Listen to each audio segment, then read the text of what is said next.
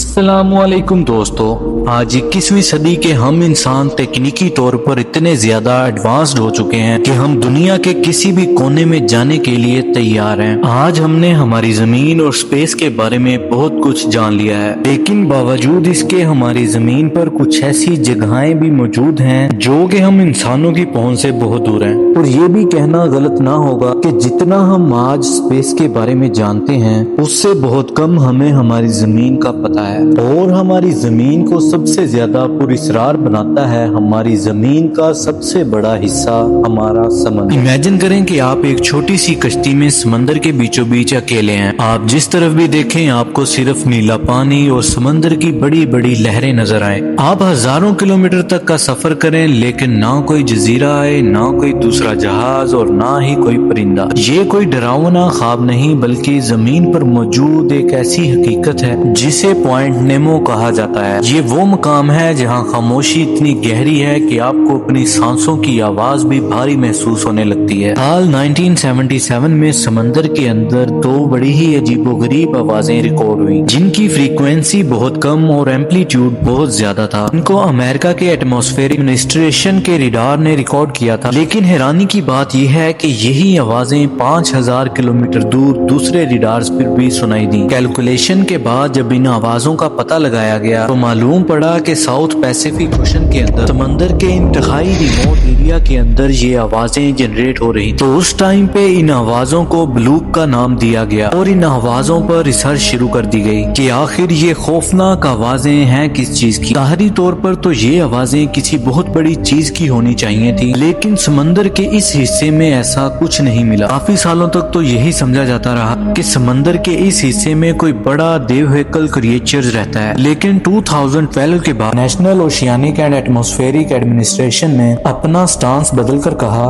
कि 1997 में रिकॉर्ड होने वाली आवाजें ग्लेशियर के टूटने की थीं, लेकिन सच्चाई क्या है ये आज तक कोई भी नहीं जान पाया। और जहां पे ये आवाज जनरेट हुई थी वहां पे आज बहुत ही अनोखा काम किया जाता है। साउथ पैसिफिक ओशन के ठीक इस पॉइंट पर समंदर का वो हिस्सा मौजूद है जिसके चारों तरफ हजारों मील तक जमीन का कोई हिस्सा मौजूद नहीं है। इसे ओशियानिक पोल के साथ साथ पॉइंट नेमो भी कहते हैं। यहाँ से जमीन का सबसे करीबी टुकड़ा 2688 किलोमीटर दूर है और ये करीबी टुकड़ा भी किसी काम का नहीं, ये साउथ पोल यानी अंटार्कटिका है। पॉइंट नेमो से आबादी वाला सबसे करीबी हिस्सा 3334 किलोमीटर दूर है जो कि चिली का साहली हिस्सा है, जबकि दूसरी साइड पर न्यूजीलैंड है जो कि 4700 किलोमीटर दूर है। यही वजह है कि पॉइंट नेमो को दुनिया का सबसे ज्यादा वीरान और बेआबान इलाका तस्वर किया जाता है। इतना वीरान कि जहां से सबसे ज्यादा करीबी ह्यूमन जमीन पर नहीं बल्कि हैरानकुन तौर पर इंटरनेशनल स्पेस स्टेशन में बैठे एस्ट्रोनॉट्स हैं जो कि दिन में एक या दो दफा पॉइंट नेमो के 400 किलोमीटर ऊपर से गुजरता है। दुनिया से कटे रहने के बावजूद भी पॉइंट नेमो बेमकसद नहीं है। समुद्र के इस हिस्से के नीचे इंसानों की वो इन्वेंशन दफन है जिनके लिए कभी पैसा दरिया की तरह बहाया जाता था। जी हाँ, पॉइंट नेमो कब्रिस्तान है टूटी हुई सैटेलाइट्स का, स्पेसक्राफ्ट और टूटे हुए रॉकेट के टुकड़ों का। मगर सवाल ये है कि पॉइंट नेमो को डिस्कवर करने से पहले सैटेलाइट को कहाँ पे गिराया जाता था, सैटेलाइट को गिराने की जरूरत क्यों पड़ती है और इन्हें पॉइंट नेमो तक लाया कैसे जाता है। Point Nemo south Pacific ocean में 22 मिलियन किलोमीटर के एरिया पर फैला हुआ है। ये एरिया इतना ज्यादा बड़ा बनता है कि इसमें दुनिया का सबसे बड़ा मुल्क रशिया भी फिट आ सकता है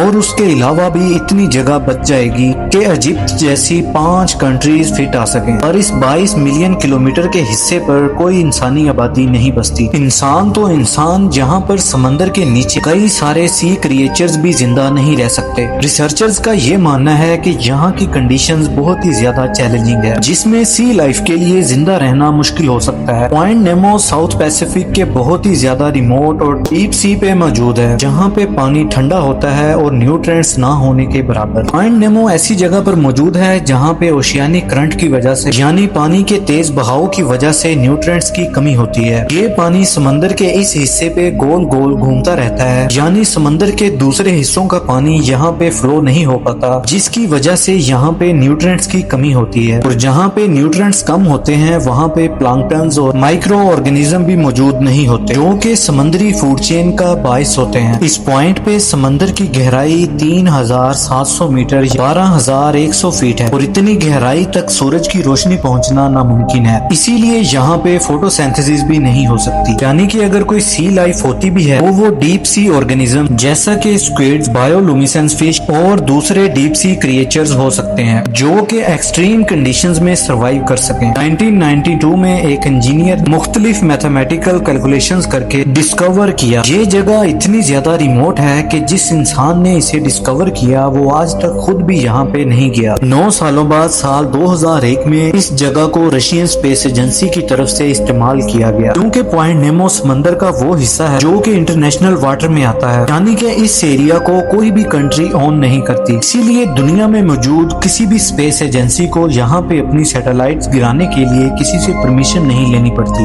23 مارچ 2001 رشین اسپیس اسٹیشن میر کو لانچ کیے ہوئے 15 سال گزر چکے تھے، اور اس وقت تک وہ اس قابل نہیں تھا کہ وہ اور زیادہ دیر تک مشن پر رہے۔ تبھی رشین اسپیس ایجنسی نے اسے ڈی آربٹ کر کے یعنی ارتھ کے آربٹ سے نکال کر پوائنٹ نیمو میں گرا دیا۔ میر کے بعد دوسری اسپیس ایجنسیز کو بھی یہ جگہ کافی مناسب لگی، اور اب وہ بھی اس جگہ کو اسپیس کرافٹ ڈمپنگ کے لیے استعمال کرتے ہیں۔ پچھلے 24 سالوں میں یہ قبرستان بڑھتا گیا، اور آج اس قبرستان میں 260 سے زیادہ اسپیس کرافٹ کا ملبہ موجود ہے، اور ان قریب انٹرنیشنل اسپیس اسٹیشن بھی پوائنٹ نیمو میں گرنے والا ہے، کیونکہ ناسا کے مطابق ISS کی لائف 2030 تک ہے، اس سے پہلے اسے ڈی کمیشن کر دیا جائے گا۔ سیٹلائٹ اور اسپیس کرافٹ کو بڑی ہی پریسائز اور باریکی سے بنایا جاتا ہے، کروڑوں ڈالرز خرچ کرنے کے بعد بھی یہ ہمیشہ رہنے کے لیے نہیں بنتے، جیسا کہ مختلف پروڈکٹس کی ایکسپائری ڈیٹ سے بناتے وقت ہی لکھ دی جاتی ہے، ایسے ہی اسپیس میں گھومنے والے آبجیکٹس کی بھی ایکسپائری ڈیٹ ہوتی ہے، اور اس ایکسپائری ڈیٹ سے پہلے اس آبجیکٹ کو اپنی ذمہ داری کے ساتھ لینڈ کروانا ضروری ہوتا ہے، اور اگر ایسا نہ کیا گیا تو spacecraft out of control ہو کر کبھی بھی اپنے آربٹ سے نکل کر زمین کے کسی بھی حصے پہ کریش ہو سکتا ہے۔ 1978 میں کوسموس 954 جو کہ ایک سوویت سیٹلائٹ تھی، اس میں کوئی مسئلہ ہوا اور اس کا کنیکشن 23 اسٹیشن سے ٹوٹ گیا، پھر وہ سیٹلائٹ بے قابو ہو کر کچھ وقت تک اپنے آربٹ میں رہی، لیکن آخر کار کئی مہینوں بعد وہ اپنے آربٹ سے نکل کر زمین کی طرف بڑھنے لگی، جس کا ڈر تھا وہی ہوا، اس نے زمین میں ان کنٹرولڈ انٹری لی۔ سب سے بڑا خطرہ اس کا آؤٹ آف کنٹرول ہونا نہیں بلکہ اس میں موجود نیوکلیئر آرکی ایکٹر تھا، جس کی وجہ سے اس سیٹلائٹ کو پاور ملتی تھی۔ یہ سیٹلائٹ تو آسمان میں ہی جل کر راکھ ہو گئی، لیکن ریڈیو ایکٹیو مٹیریل پورے نارتھ کینیڈا میں پھیل گیا، جس کے بعد ایک آپریشن سٹارٹ کیا گیا جس کا مقصد صرف اور صرف اس ریڈیو ایکٹیو کی تلاش اور اس کی صفائی کرنا تھا۔ یہ اپنی درس کا سب سے بڑا آپریشن تھا، جسے آپریشن مارننگ لائٹ کا نام دیا گیا۔ خوش قسمتی سے اس میں کسی کا کوئی نقصان تو نہیں ہوا، لیکن اس کے ذریعے سیٹلائٹس کو نیوکلیئر سے چلانے کے نقصان کی جھلک دنیا نے دیکھ لی۔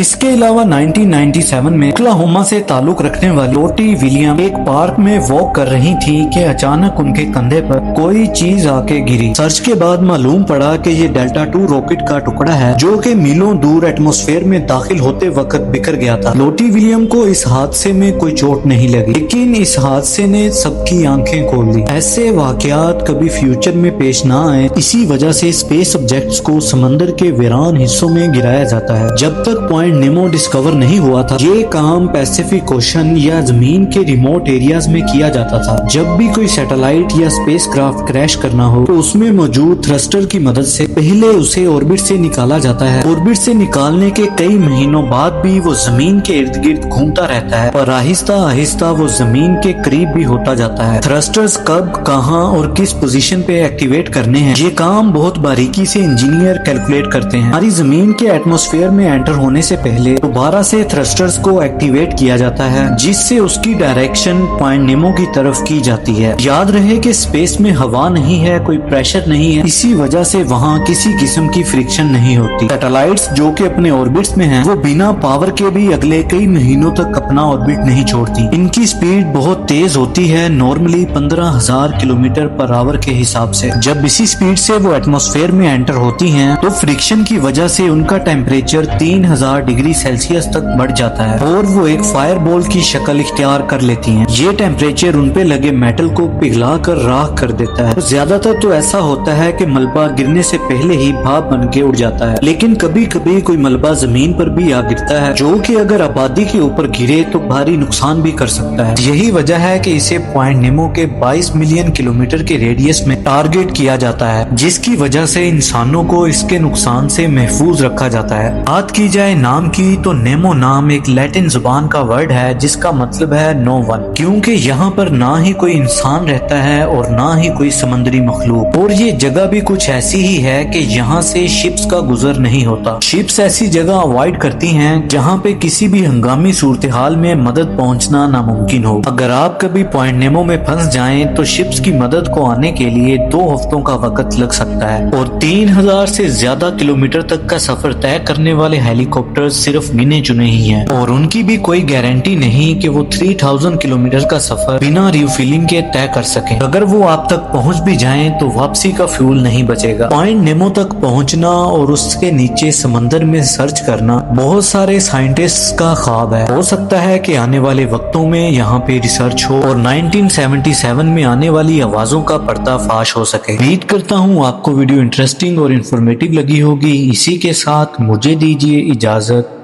Good bye.